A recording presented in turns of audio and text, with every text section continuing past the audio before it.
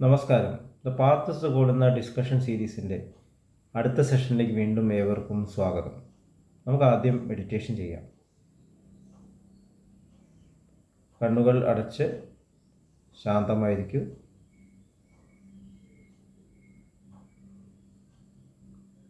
ഭൂമി മാതാവിനോടും സർവചരാചരങ്ങളോടും അന്തരീക്ഷത്തോടും കൃതജ്ഞത രേഖപ്പെടുത്തൂ.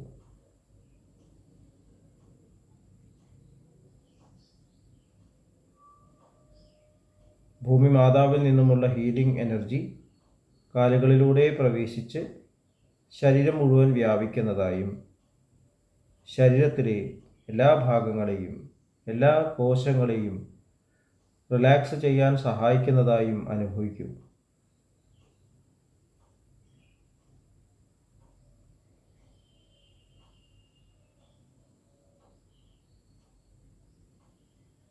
ഇപ്പോൾ ശരീരം പൂർണ്ണമായും റിലാക്സ്ഡായി.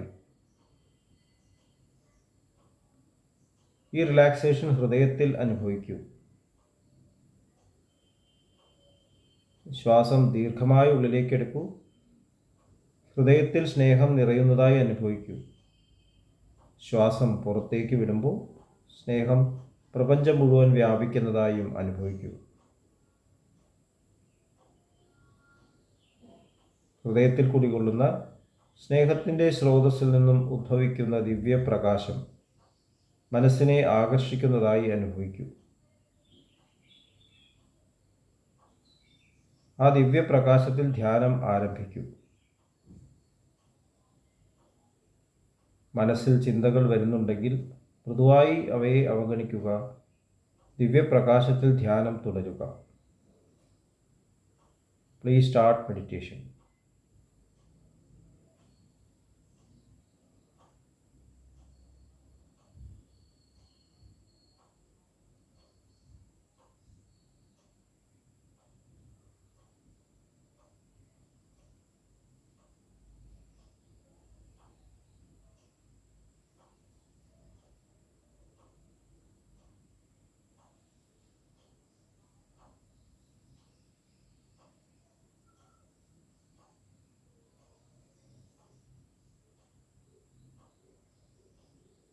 ഓക്കെ, കണ്ടീഷൻ ഹൃദയത്തിൽ നിലനിർത്തി പതുക്കെ കണ്ണുകൾ തുറക്കൂ. എല്ലാവരെയും ഹാർദമായി ഹാർട്ട്ഫുൾനെസ് സജ്മാർഗ് മെഡിറ്റേഷൻ സിസ്റ്റത്തിലേക്ക് സ്വാഗതം ചെയ്യുന്നു. എങ്ങനെ ജോയിൻ ചെയ്യാം എന്നത് ഡിസ്ക്രിപ്ഷൻ ബോക്സിൽ കൊടുത്തിട്ടുണ്ട്. പൂർണ്ണമായിട്ടുള്ള സ്നേഹത്തിൻ്റെ ആ സാമ്രാജ്യം, അഹിംസയുടെ സാമ്രാജ്യം, അതാണ് ഈ ഭൂമിയുടെ യഥാർത്ഥത്തിലുള്ള സാമ്രാജ്യം. Kingdom of heaven is within you എന്ന് ജീസസ് ക്രൈസ്റ്റ് പറഞ്ഞിട്ടുണ്ട്. അതെപ്പോഴും ഉണ്ട്. നമ്മൾ അതിൽ നിന്നും ദൂരെ ദൂരെ പോയിക്കൊണ്ടിരിക്കുകയാണ്. ഈഗോ ക്രിയേഷനിലേക്ക് തിരിയിരിക്കുകയാണ്. നമ്മൾ കഴിഞ്ഞ സെഷനിൽ ഡിസ്കസ് ചെയ്തു, ഈ സാമ്രാജ്യത്തിൻ്റെ അധിപൻ അദ്ദേഹമാണ്, അതായത് ഇന്നർ മാസ്റ്റർ, ഹയസ്റ്റ് മാസ്റ്റർ. നമ്മൾ അദ്ദേഹം എന്ന് പറയുന്നു, ഈശ്വരൻ എന്ന് പറയുന്നു. യഥാർത്ഥത്തിൽ നമ്മുടെ ഓരോരുത്തരെയും ഹയസ്റ്റ് വേർഷനാണ്. അപ്പം അങ്ങനെ ഒരു ഹയസ്റ്റ് വേർഷൻ സ്നേഹത്തിൽ കണക്റ്റഡായിട്ട് ഊന്നൽ നൽകിക്കൊണ്ടൊരു ജീവിതം ഇവിടെ എല്ലാവരും നയിക്കുമ്പോൾ ഇത് ഡിവൈൻ സാമ്രാജ്യമായിട്ട് മാറുന്നു. ആ ഡിവൈൻ സാമ്രാജ്യത്തെ സൂചിപ്പിക്കുന്നതാണ് നമ്മുടെ പല ആഘോഷങ്ങളും, ഫെസ്റ്റിവൽസും. അമ്പലങ്ങളിലെ ഉത്സവങ്ങൾ കണ്ടാലറിയാം. ഭഗവാൻ സന്ദർശിക്കാൻ വരികയാണ്. അമ്പലങ്ങളിൽ ശീവേലി എന്നൊക്കെ പറയാം, എല്ലാ ദിവസവും ഉണ്ട്. ഭഗവാൻ ഭക്തന്മാരെ കാണാൻ വരികയാണ്. എല്ലാവരും ഹാപ്പി ആയിട്ട് നിൽക്കുകയാണ്, എന്ന് കാണാൻ വരികയാണ്. ഉത്സവങ്ങളിൽ വീട് തോറും ചെല്ലുന്നു. അപ്പോൾ ആ ഭഗവാന്റെ പ്രതീകമായിട്ട് ആ വിഗ്രഹം പുറത്തേക്ക് കൊണ്ടുവരുമ്പോൾ റോഡൊക്കെ അലങ്കരിക്കുന്നു, എല്ലാവരും വൃത്തിയായിട്ടിരിക്കുന്നു, വീടുകളൊക്കെ ക്ലീനാക്കുന്നു. എന്തിനാണ്? അദ്ദേഹം വരികയാണ്. അദ്ദേഹത്തിനെ സ്വീകരിക്കാൻ തയ്യാറാണ്. നമ്മുടെ ക്ഷേത്ര സംസ്കാരത്തിൻ്റെ ഏറ്റവും പ്രധാനപ്പെട്ട ഘടകമാണ്. അദ്ദേഹം ഈ രാജ്യത്തിൻ്റെ അധിപനാണ് എന്നുള്ള അർത്ഥത്തിലാണ് അങ്ങനെ സ്വീകരിക്കുന്നത്. പക്ഷേ ഉത്സവം കഴിഞ്ഞ് പിന്നെ പിറ്റത്തെ ദിവസം പോയി നോക്കി കഴിഞ്ഞാൽ അവിടെ മുഴുവൻ ചപ്പും ചവറും ഒക്കെ ആയിരിക്കും. ഈ അടുത്തൊരു അമ്പലത്തിൻ്റെ ഉത്സവത്തിൽ അറ്റൻഡ് ചെയ്യണ്ടായി. വലിയ കഷ്ടമാണ്. ഭക്ഷണശാലയുടെ പുറത്തൊക്കെ ചോറൊക്കെ വേസ്റ്റൊക്കെ വെതറിയിട്ടുണ്ട്. ആൾക്കാർ അവിടെ ഇവിടെയൊക്കെ മലമൂത്ര വിസർജനമൊക്കെ നടത്തുന്നു. ആകെ വൃത്തികേട്, ദുർഗന്ധം, സാനിറ്ററി യാതൊരു ഫെസിലിറ്റീസും ഇല്ല. പലപ്പോഴും ഫുഡ് പോയ്സണിങ് ഒക്കെ ഉണ്ടാകുന്നു, അസുഖങ്ങളുണ്ടാകുന്നു ഒരു തരത്തിലുള്ള ഉത്സവങ്ങളൊക്കെ ഉണ്ടാക്കി കഴിഞ്ഞാൽ. സാനിറ്റേഷനിൽ നമ്മൾ ശ്രദ്ധിക്കാറില്ല. നമ്മുടെ രാജ്യത്തിൻ്റെ ഏറ്റവും വലിയ പരാജയം അതാണ് തോന്നുന്നു. വലിയ വീടൊക്കെ ഉണ്ടാവും, പക്ഷേ ടോയ്ലറ്റിലേക്ക് പോയി കഴിഞ്ഞാൽ ഒരു വൃത്തി ഉണ്ടാവില്ല. ചിലപ്പോൾ പുറത്തായിരിക്കും പോകുന്നുണ്ടാവും. നമ്മുടെ രാജ്യത്തിൽ ശരിക്കും ടോയ്ലറ്റ് ഫെസിലിറ്റീസുള്ള വീടുകൾ തന്നെ കുറവാണ്. മഹാത്മാഗാന്ധിജി സൗത്ത് ആഫ്രിക്കയിൽ നിന്ന് ഇന്ത്യയിലേക്ക് വന്നപ്പോൾ ആദ്യത്തെ പാർട്ടി സമ്മേളനം അറ്റൻഡ് ചെയ്തപ്പോൾ അദ്ദേഹം ഞെട്ടിപ്പോയി എന്നാണ് പറയുന്നത്. ഏറ്റവും വലിയ നേതാക്കന്മാർ വരുന്ന ആൾക്കാർ തന്നെ ഈ കാര്യത്തിൽ ശ്രദ്ധിച്ചിരുന്നില്ല. അവർ എവിടെയെങ്കിലുമൊക്കെ മലമൂത്ര വിസർജനം നടത്തുന്നു.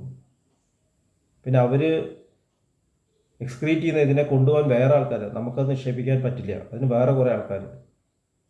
അപ്പോൾ ഈ തരത്തിൽ നമ്മൾ തിന്ന് നമ്മൾ തന്നെ വിസർജിക്കുന്നതിനെ നമുക്ക് വൃത്തിയാക്കാൻ താല്പര്യമില്ല. തിന്നാൻ എല്ലാവർക്കും താല്പര്യമാണ്, വൃത്തിയാക്കാൻ താല്പര്യമില്ല. ഇവിടെ മൂത്രമൊഴിക്കരുതെന്ന് അവിടെ തന്നെ നോക്കി മൂത്രമൊഴിക്കും.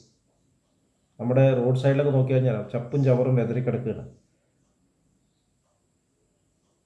അപ്പോൾ ഇങ്ങനെയുള്ള ഒരു അന്തരീക്ഷത്തിൽ, ക്ലെൻലി അല്ലാത്തൊരു അന്തരീക്ഷത്തിൽ എങ്ങനെയാണ് ആ ഡിവൈൻ സാമ്രാജ്യം എസ്റ്റാബ്ലിഷ് ചെയ്യപ്പെടുക? നമുക്ക് മനസ്സമാധാനം തന്നെ ഇല്ല. കാണുമ്പോൾ തന്നെ ദേഷ്യം വരുന്നു, സങ്കടം വരുന്നു, അങ്ങോട്ട് പോകാൻ തോന്നില്ല. ഈ രാജ്യത്തിൻ്റെ പല സ്ഥലങ്ങളിലേക്ക് നമുക്ക് തന്നെ കിടക്കാൻ തോന്നുന്നില്ല. അപ്പോൾ എങ്ങനെ ഭഗവാൻ അവിടെ വരുന്നു പ്രതീക്ഷിക്കാം? ഭഗവാൻ നമ്മുടെ ഹയസ്റ്റ് വേർഷനാണ്. നമ്മൾ അത്ര ക്ലീൻ ആക്കണം. ദാജി പറയാറുണ്ട്, ഞാൻ എൻ്റെ ഹൃദയം അത്രയും ശുദ്ധീകരിച്ച് കഴിഞ്ഞു, അങ്ങ് ഇവിടെ വന്ന് താമസിച്ചോളൂ, ഇനി ദ്വാരകയിലേക്ക് അങ്ങ് മടങ്ങില്ല എന്നാണ്. ദ്വാരക എന്ന് പറഞ്ഞാൽ ഭഗവാൻ ശ്രീകൃഷ്ണൻ താമസിച്ചിരുന്ന സ്ഥലം എന്നുള്ള അർത്ഥത്തിലാണ് പറയുന്നത്. അപ്പം അതുപോലെ നമ്മൾ ക്ലീൻ ചെയ്യണം. ഇടയ്ക്കിടയ്ക്ക് വരികയല്ല. ഭഗവാൻ സ്ഥിരതാമസത്തിൽ വന്ന് എങ്ങനെയായിരിക്കും? രാജാവ് സ്ഥിരതാമസത്തിന് നമ്മുടെ വീട്ടിൽ വരികയാണെങ്കിൽ എങ്ങനെയായിരിക്കും? നമ്മൾ ഇങ്ങനെ വൃത്തികേടാക്കി വെക്കും? എല്ലാവരും വൃത്തിയായിട്ടിരിക്കട്ടെ, ക്ലീനായിട്ടിരിക്കട്ടെ.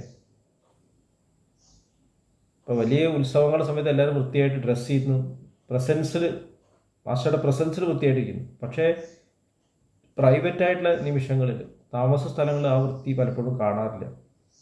ശാരീരികമായിട്ട് വൃത്തി, മാനസികമായിട്ട് വൃത്തി സെക്കൻഡാണ്, ശാരീരികമായിട്ടുള്ള ഹൈജീൻ. ഇപ്പോൾ സാനിറ്റേഷൻ കൺസ്ട്രക്റ്റീവ് വർക്കിൻ്റെ പ്രധാനപ്പെട്ട പ്രോഗ്രാമാണ്. നമ്മൾ കൺസ്ട്രക്ട് ചെയ്യുന്നത് എന്താണ്? അദ്ദേഹത്തിന് താമസിക്കാനുള്ള ഒരു സാമ്രാജ്യമാണ് ഇവിടെ കൺസ്ട്രക്ട്. ആ രീതിയിലാണ് നമ്മൾ കൺസ്ട്രക്റ്റീവ് പ്രോഗ്രാമിനെ കാണേണ്ടത് എന്നാണ് എനിക്ക് തോന്നുന്നത്. വൃത്തി ഏറ്റവും പ്രധാനപ്പെട്ട കാര്യം. അതിൽ ഹെൽത്ത് ആൻഡ് ഹൈജീൻ.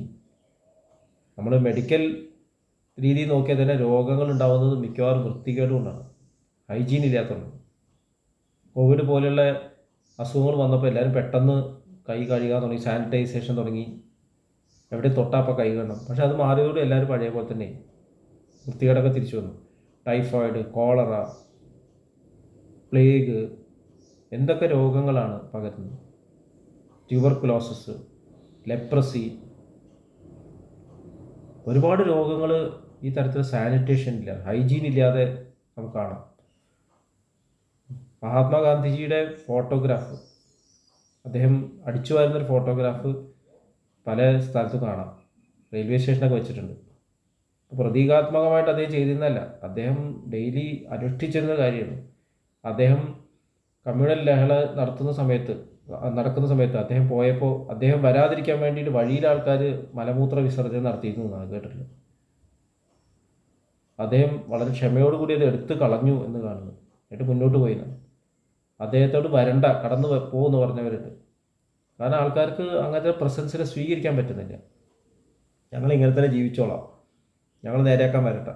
അപ്പോൾ ശാരീരികമായിട്ടുള്ള വൃത്തിയില്ലാത്ത ഒരാൾക്ക് എങ്ങനെയാണ് മെഡിറ്റേറ്റ് ചെയ്യാൻ പറ്റുക? എങ്ങനെയാണ് ദിവ്യമായിട്ടുള്ള തലത്തിലേക്ക് ഉയരാൻ സാധിക്കുക? നമ്മൾ ചിന്തിക്കേണ്ട കാര്യമാണ്.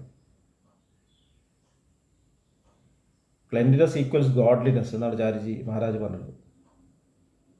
ശുദ്ധി, ആദ്യം ശരീരശുദ്ധി, പരിസരശുദ്ധി, അത് നമ്മുടെ ആന്തരിക ശുദ്ധിയുടെ റിഫ്ലക്ഷനാണ് എന്നാണ് മനസ്സിലാക്കേണ്ടത്.